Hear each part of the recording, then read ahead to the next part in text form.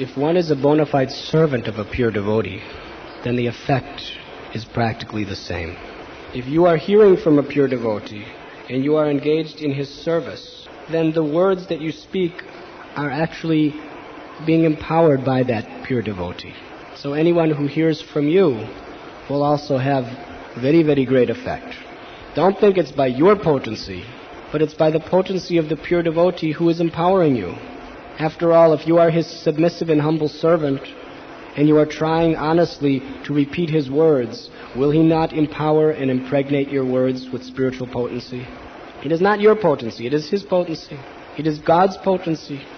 So therefore, we should hear from the sincere devotees who are the servants of the pure devotees, and of course also from the pure devotees. But to hear from professional reciters, or from the impersonalist class of men, the effects will not be the same.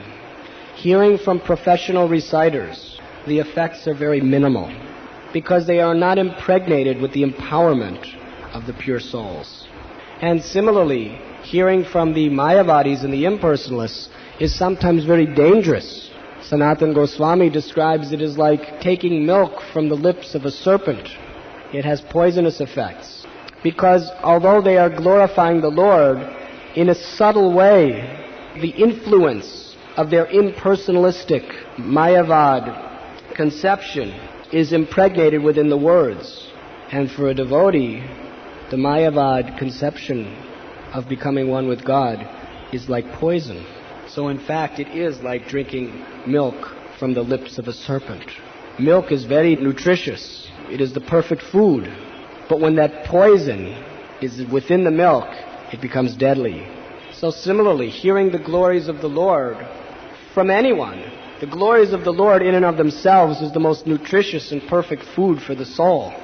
But when the influence of Mayavad philosophy is integrated within that sound vibration, then you should know that that influence, which is a very, very powerful, subtle energy, which you may not even be able to recognize with your gross intelligence, it will spoil your service attitude, and therefore it is like poison.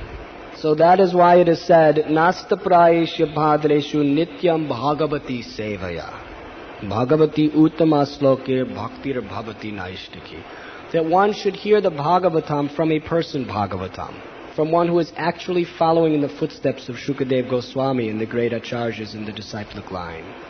And if we hear from someone, even though that person may not be advanced himself, if he is honestly and sincerely trying to serve his spiritual master, and he is honestly and sincerely trying to repeat his message, then you should know that there will be great, great benefits in hearing the sound vibration emanating from his mouth.